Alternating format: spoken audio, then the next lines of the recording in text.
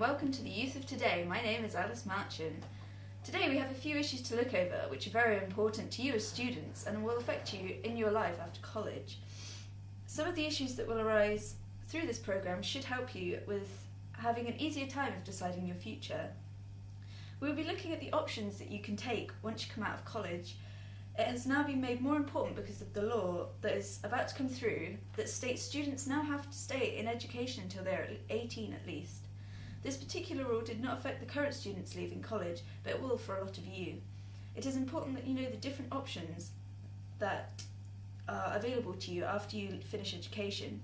For example, you don't have to go to university, but you can also still learn and earn if you feel like it.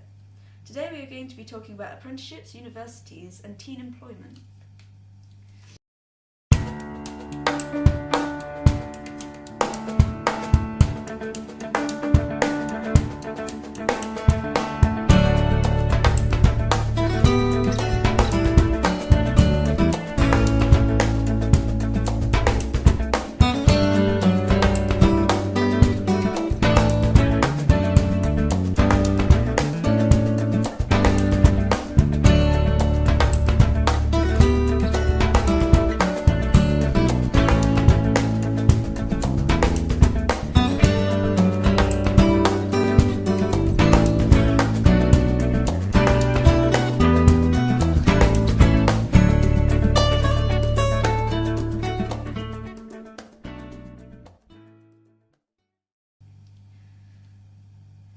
So this shows that students that leave college and join apprenticeships are 53% happier than students that join university. Students that attend university lack the practical skills that you would learn in an apprenticeship, so it's 5% harder for them to find employment 6 months after they finish their university course. Once in employment, university graduates earn more money than apprenticeships once in a career. However, there are high university fees, and with an apprenticeship, you earn while you earn. Government funding has increased for apprenticeships, whereas there have been a lot of cuts to university funding. So today's first guest is current college student at the Henley College. He has chosen to go down the route of apprenticeships. So please welcome Ian. So I hear that you are doing well in your course with D stars last year and merits predicted this year. With these grades, where do you hope to go after college, university or into an apprenticeship? After finishing my IT BTEC, I'd quite like to go into an apprenticeship rather than go off to university. And why do you think that an apprenticeship is a good path to go down once you finish college? What opportunities does it hold for you? Do you believe that it is better for your career than going to university? Honestly, I personally believe that going into an apprenticeship is better than going to university because you get on-the-job experience, whereas if you go to university, you're perhaps sat in front of a teacher or a lecturer for 3 hours solid a day. Whereas if you go into an apprenticeship, you're more hands-on, you're learning while you're earning, and therefore you're learning the skills for a specific job inside some of the world's biggest companies. Yeah. Apple prides itself on being one of the best technological companies in the business. But what companies would you like to train to specialise yourself in? I'd quite like to specialise myself in Cisco networking, Microsoft or BSkyB as massive IT. Not just IT companies, but they're massive companies in general with massive IT departments, so you can learn an awful lot of skills to get you into some of the biggest companies in the world. Nice. So what ultimately do you think are the benefits of choosing an apprenticeship over a university course?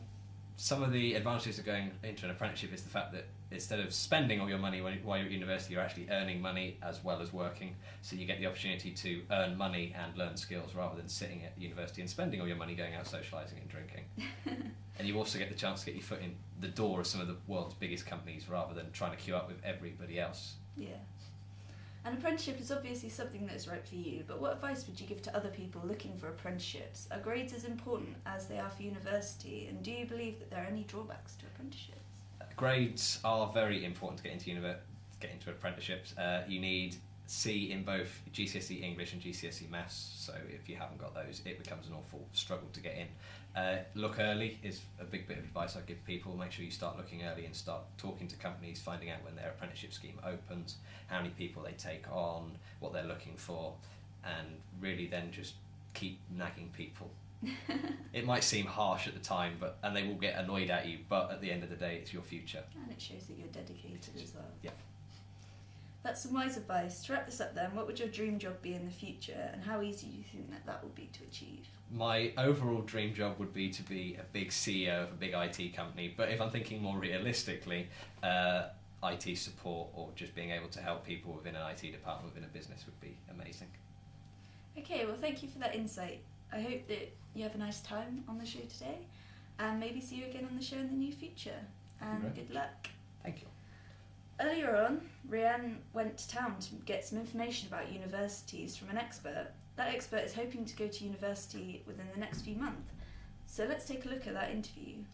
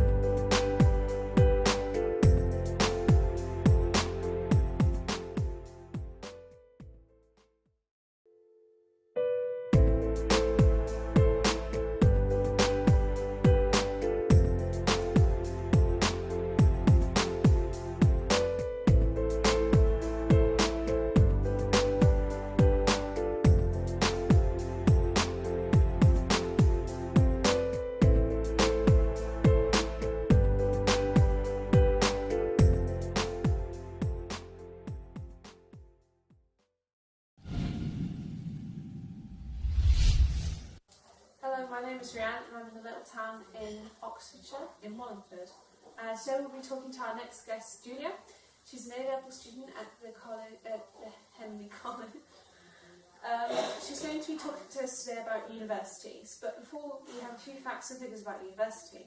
Currently it costs the average student £9,000 per year of education only, but about £4,000 for rent for each flat. In some cases, such as Bournemouth University, halls of residence can go as much as £7,354, 50 weeks in each of the education year. There has been a recent drop in applications over recent years due to increase in university fees, which has resulted in some cases to riots and demonstrations. So, Julia, you're currently at the Henley College. What subjects are you taking there? Currently I am taking A-levels in English Lit, Ancient History and Classical Civilizations. Cool. You have a part-time job at Costa. Are you enjoying it? I am actually, yeah. It's good to break things up a bit. You don't want to spend your entire time focused on college, and it gives you a little bit It of helps extra you. money. You're applying to university. When did you start applying for them? Ooh, I'd say that I started kind of looking around at universities around April time last year, and we were encouraged to start our serious looking probably in early to late springtime. So that was the time when we set up a UCAS account and when we started looking at the kinds of courses that we wanted to do and thinking about what we might be interested in. And that was about the time, once we had figured that kind of out, maybe around the beginning of the summer, we were told that it would be a good idea to start adding some ideas on paper, to write a personal statement, and wrote our first draft over the summer. When you did decide that you wanted to go to university instead of any other form of higher education, why did you decide that you wanted to go to university instead of any other form of higher education or even going into a job? I think for me it was a lot to do with the fact that my family has always gone to university, so it's something that my parents talked about with a lot of good memories. But also, I'm really interested in English literature, and that's the course that I'm going to do. Well, somewhat. It's a joint honours degree, but I felt like I'd really be able to get a good knowledge of my subject by doing Do you university. think that's better set up for you for life then? For me personally, but I don't think that's necessarily the case for everybody. Most people think that they cannot afford to go to university. How did you work out that you could afford it? Well, actually, we did a lot of research into student loans and realised that in England especially they're particularly reasonable. So we established we'd definitely be needing to take out loans, but that once we were finished with university, we were only paying between like £30 or £60 a month back of the loans, and that within 30 years, if you haven't paid them, then the loan no longer exists. So it seemed like a pretty reasonable thing to do. I believe that they don't have an effect on getting any other loans for housing or stuff like that. So it's an effect. I'm not sure about that, but that we didn't really come across that in our research now. Okay. Do you think that university set you up better for later life than other options? For me personally, I think so, but then again, if I had been interested in something completely different, then an apprenticeship might have been the way to go, because I know that a lot of people are looking into those, and that actually they have really big success rates and guarantee you a job. Yeah. Do you think that university better educates people within their subject boundaries? Well, it depends on the subject again. I think if you want to go off and, like, I don't know, become a doctor, university is definitely the way to go. But if you're looking into something else that's more practical as a job, or if you know specifically what you want to do, again, it's not necessarily the first way forward. There are other options. It definitely depends. Earlier, I explained to the audience about the price of going to university. You've explained just how you worked out you could afford it. But do you think that you'll find a hard time trying to get the necessities such as food and hygiene products on the amount of cash that will be left afterwards? I'm not too sure. That's something I've been thinking about a lot recently, and I've been trying to practice budgeting my own money to see if it's something that I can cope with. I think that it's something I could cope with. Where there's a will, there's a way. So you're going to have to get another job potentially. I think that yes, it would be necessary definitely to have a job just to support myself while I was there. But I think it does take a lot of discipline with the amount of money that they do give you to live on. Yeah. Are you looking forward to the next stage in online thing? Yeah, I can't wait. I'm really looking forward to it. I think that it'll really give you a good sense of independence. It's the first time I'm living away from home, so it's a little scary, but at the same time, really exciting. So is that set up well for later life then? I think so. Yeah. I hope so. Thank you, Julia.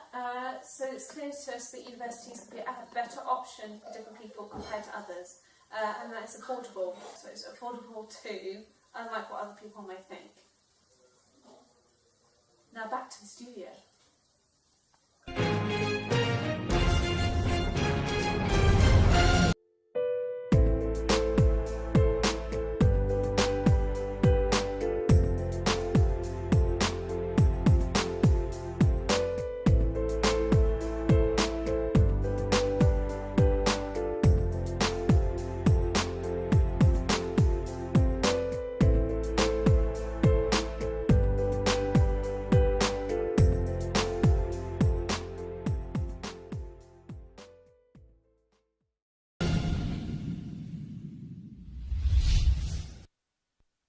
And we hope that you found that information about universities helpful.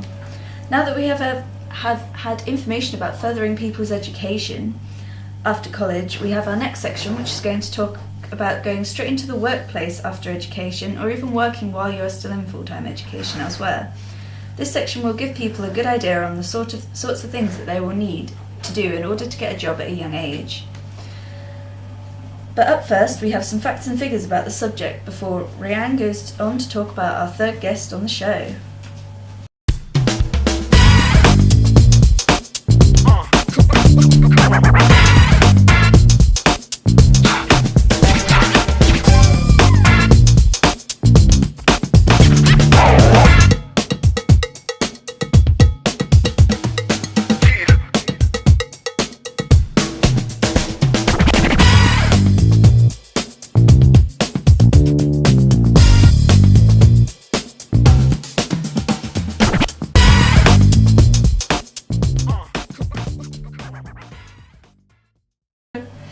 So this shows us that 740,000 people between the ages of 16 and 24 were unemployed at the end of last year. This has dramatically increased from 2013's 188,000. So unemployment rate at this age group is 16.2%, as well as 1 out of 4 people under 25 being unemployed in Europe. So, excluding people that aren't in full-time education, there is still 498,000 people in this age group that are unemployed. This makes unemployment percentage for people between the ages of 16 and 24 who aren't in full-time education 14.4%. So unemployment rates have drastically dropped and look as though they're only going to get worse. So our next guest is Isabel. Thank you. Hello and welcome to the show, Isabel, or would you prefer to be called Izzy? Either's fine, but I prefer Izzy, to be honest. Okay, Izzy, you're a teenager in employment and you've been working at Chris's Cafe Motel now, Studley Green, for about a year. Do you feel like things are going well so far? Yeah, I do. It was a lot of hard work at first. There was a lot to learn, but I feel like I've got a hang of it now, and yeah, it's going all right. So you knew the owner of Chris's Cafe before you got the job. Do you think this helped you to get the job, or did you have the correct qualifications to get the job? I think it definitely gave me a head start, like, you know, for knowing what the job was about and, you know, understanding the job a bit more. But I think the main skills was like communication skills, obviously working with people, and I feel like I had that, so that was important. Do you believe that it's hard to get a job at an age such as yours, considering these economic times that the country is currently going through? I think it is tricky because there's a lot of people out there looking for jobs, and so obviously everyone's looking for and everyone's applying for the same job, so there is a lot of competition, and I do feel like it's definitely harder. Yeah. What advice would you give to kids now who are hoping to get a job within the near future? Just keep at it, keep constantly updating your CV, applying for more jobs. Anywhere you see chance of getting work experience, go for it, and obviously keep on the ball. Yeah. Keep on top of things. Do you believe that these are skills and personality traits that helped you to get all the jobs that you've previously held and have now?